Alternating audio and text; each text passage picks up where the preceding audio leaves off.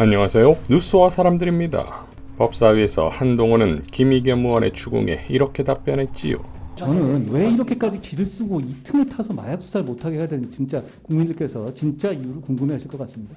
의원님, 검찰은 그날 마약 단속한 적 없고요. 그리고 검찰 마약 단속 체제에 경찰 포함되어 있지 않습니다. 네. 그리고 경찰이 마약 성과내는 게 저랑 무슨 상관이 있습니까? 자, 이어 권칠승 의원은 이렇게 질의합니다.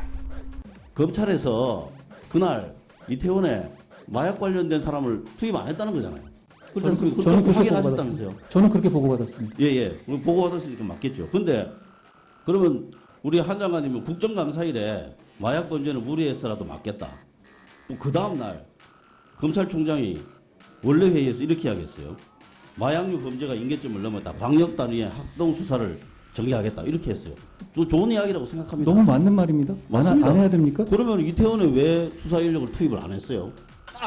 했었어야죠. 이거 완전 헐리우드 액션이잖아요. 너무 비하기 심하시네요. 아니죠. 너무 비하기 심하시네요. 아니죠. 자, 빵빵 터지지요. 순간 멘붕입니까? 비약은 무슨 비약일까요? 본인이 그토록 강조한 수사를 왜 절호의 기회가 될 이태원에서는 안 했냐는 겁니다. 이어 예결위에 출석한 한동훈은 조수진의 질문에 이렇게 발언합니다. 서울 시민의 세금이 쓰이는 교통방송의 진행자 김어준 씨가 만들고 더불어민주당 의원이 참여하고 또 김어준 씨가 주도해서 더불어민주당 전체가 빨려 들어가고 어떻습니까? 이런 상황에 대해서? 저는 김어준 씨나 황운하 의원과 같은 직업적인 음모론자들이 이 국민적 비극을 이용해서 정치 장사를 하는 건 잘못된 거라고 생각합니다. 그리고 공당이 거기에 가세해서는 안 된다고 생각합니다. 이에 김한규 의원은 이렇게 발언했지요. 국회라는 것은 국민들이 궁금해하는 것들을 정부에 질의를 하고 그 사실관계 확인을 통해서 만약에 혐의가 인정된다면 그거에 대해서 정부에 책임을 묻는 거고 경우에 따라서는 그게 사실과 다른 오해라면 정부 부처는 객관적인 증거를 통해서 오해라는 점을 확인하면 되는 겁니다. 어떻게 국회 구성원인 황운하 의원에게 그 내용에 진위하고 무관하게 직업적인 음모론자라고 할 수 있습니까? 황운하 의원이 주장한 내용이 사실과 다르다라고 얘기하면 되는 겁니다. 어떻게 대통령이 어떻게 국무위원이 입법부 구성원인 국회의원으로 하여금 직업적인 음모론자라는 이야기를 듣게 만듭니까? 저는 이거는 예결위원장께서 강력하게 엄중히 경고하셔야 된다고 생각합니다. 이상입니다. 배현진 의원도 이렇게 발언합니다. 황운하 의원을 향해서 직업적인 음모론자라고 하셨다면 여러 민주당 의원이 지적하신 대로 지금 국회에 맞지 않는 국무위원으로서의 품에 맞지 않는 행동이라고 저도 판단합니다. 그 부분에 대해서는 사과를 해주시기를 부탁드리고요. 이어 우원식 위원장의 사과할 용의가 있냐고 묻자 한동훈은 이렇게 발언했지요.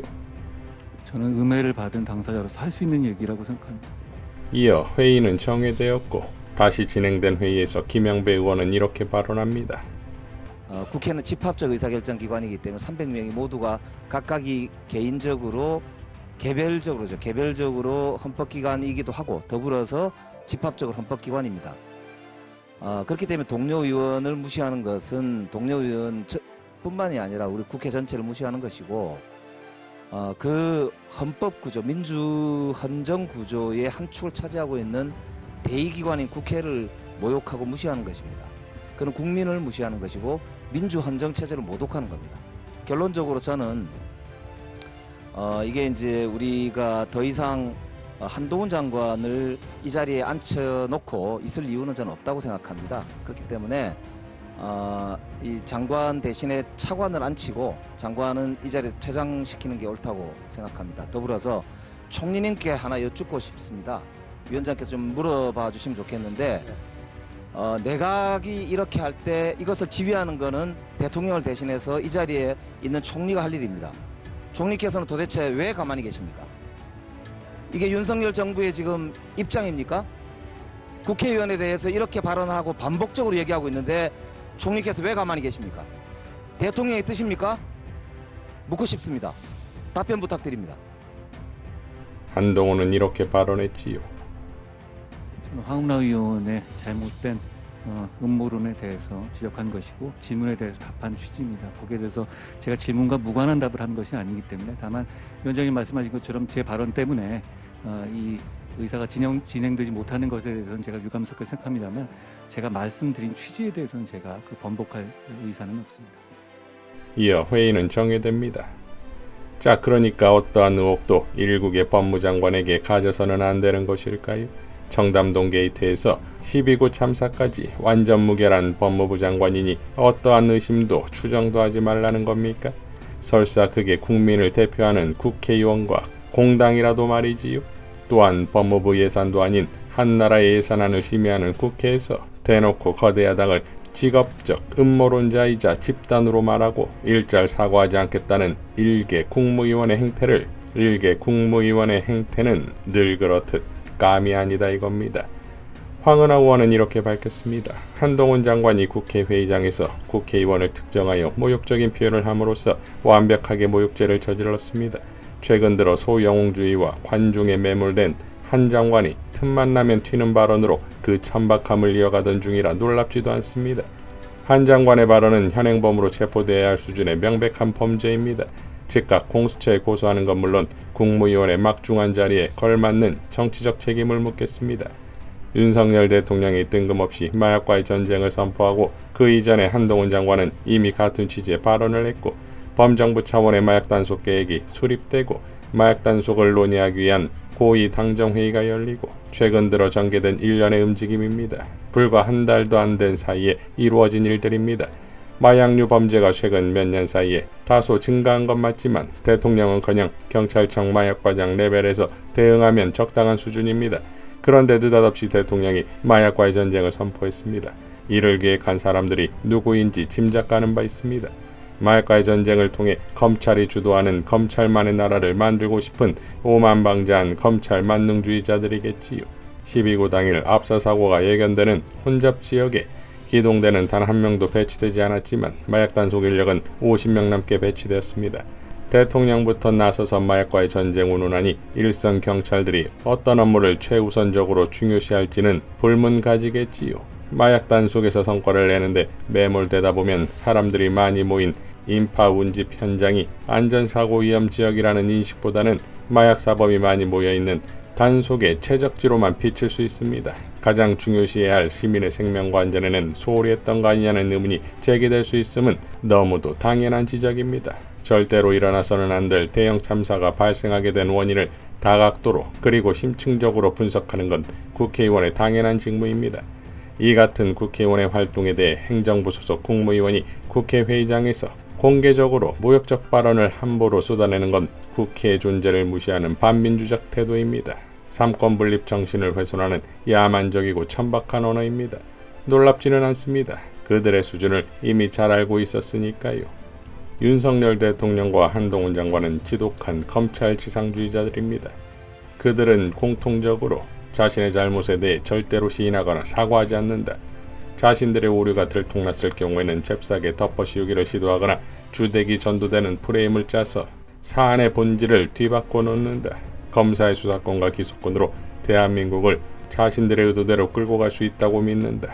검찰공화국의 폐해가 극에 달하고 있음을 느끼고 있습니다. 검찰공화국의 책임자들이야 그 잘못에 대해 제대로 단죄받으면 될 일이지만 그들이 집권하는 기간 동안 결국 나라를 결단내는 거 아닌가 하는 두려움이 있습니다. 야당이 정신 똑바로 차리고 정말 잘해야 한다는 무거운 책임감을 느낍니다. 한동훈류의 천박한 검찰주의자들이 법의 이름으로 얼마나 법을 농락할지 걱정됩니다. 얼마나 억울한 사람들을 만들어낼지 몹시 걱정됩니다. 그들의 검찰공화국에 야당이 무기력하게 끌려가서는 안 됩니다.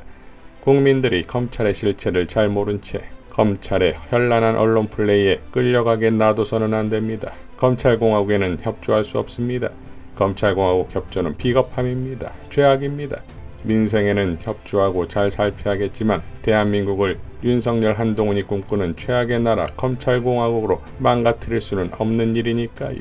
라고 밝혔습니다. 자, 지난 김용민 의원은 이렇게 밝혔었지요. 윤 정부의 위헌, 위법한 시행령 통치에 대해 국회가 가진 권한을 최대한 행사해야 합니다. 가장 강력한 탄핵이라는 절차도 있으나 통과 등의 현실을 고려하면 예산 삭감이라는 매우 효과적인 방법이 있습니다. 우선 법무부에서 인사검증을 하는 한 대법관이나 헌법재판관 등이 되고자 하는 판사들은 한동훈의 눈치를 볼 수밖에 없는 구조입니다. 재판의 실질적인 독립을 지키기 위해서라도 인사검증단 예산을 전액 삭감해야 합니다. 검찰의 직접 수사권을 대폭 확장한 시행령에 대해 예산을 한 푼도 허용해서는 안 됩니다. 특히 6대 범죄에서 2대 범죄만 남겨두었기 때문에 특활비도 최소 3분의 1을 감액해야 합니다. 경찰국 예산도 한 푼도 허용해서는 안 됩니다. 정부조직법을 위반한 조직입니다. 위법한 시행령을 결코 용납할 수 없기에 위법한 예산도 동의할 수 없습니다. 만약 예산을 승인해 준다면 위법한 시행령을 인정하는 것과 다를 것이 없습니다. 저는 무슨 일이 있어도 반대할 것입니다. 청와대 이전 예산 역시 전액 혹은 대폭 삭감해야 합니다. 시민단체도 사무실을 이전하면 주무관청의 승인을 얻어야 하는데 청와대 이전에 국회와 협의 절차도 거치지 않고 게다가 국민의 혈세 1조 원 이상이 투입되는데 일방적으로 추진했습니다. 따라서 용납할 수 없는 예산입니다.